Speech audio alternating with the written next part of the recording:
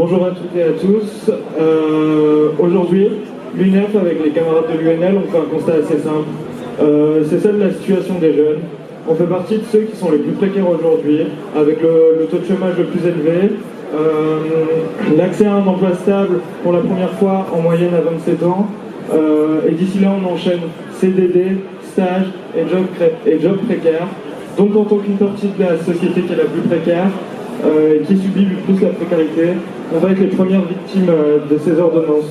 Quand on nous parle de plafonnement des indemnités, de CDI chantier ou encore de licenciement facilité, nous on se dit en tant que jeunes, en tant que nouveaux arrivants dans le monde du travail, on va se prendre tout ça dans les dents et on va se retrouver encore plus précaire qu'on est aujourd'hui. Aujourd'hui, le gouvernement il a fait le choix d'attaquer la jeunesse sur tous les fronts, à commencer par la baisse des aides pour le logement.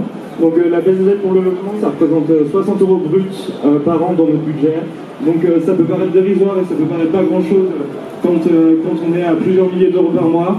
Mais nous, quand on compte les euros, chaque euro lors des fins de mois, on se rend compte que ça fait qu'accentuer une situation qui est déjà difficile pour nous.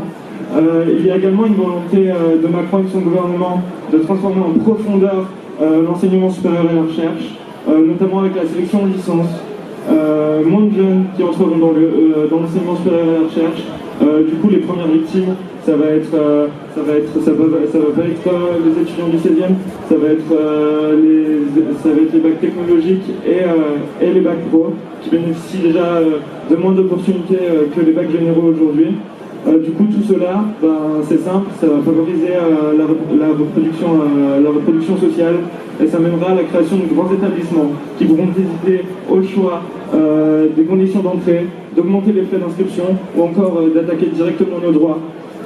Du coup, on arrive donc à une mise en concurrence des salariés et des étudiants. Du coup, aujourd'hui, nous, on est là pour vous dire que le seul moyen, c'est la mobilisation pour défendre nos droits, pour défendre notre avenir.